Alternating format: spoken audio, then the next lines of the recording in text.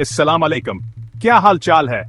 आज बहुत जबरदस्त खबर लेकर आया हूं पाकिस्तान और कुवैत के हवाले से।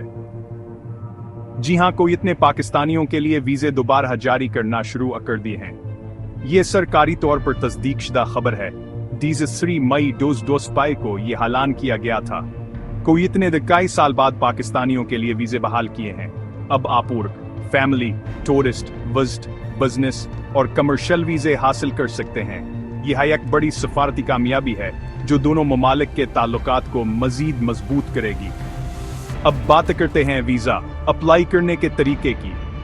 ज्यादातर वीजे आप ऑनलाइन पोर्टल के जरिए हासिल कर सकते हैं और प्रोसेसिंग टाइम 1 मिनट से 10 से 1 घंटे के दरमियान होता है। लेकिन याद रखें, जैसीसी में रहने वाले पाकिस्तानियों को कुवैती वीजा ऑनलाइन नहीं मिल सकता।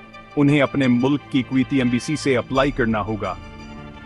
एक और अहम बात, वीजा के लिए हमेशा मुस्तंद ज़राया इस्तेमाल करें और धोखेबाज एजेंट से बचें। कुछ लोग गैर कानूनी तरीके वीजे बेचने की कोशिश कर रहे हैं और कीमतें 10 से 10 लाख तक हो सकती हैं।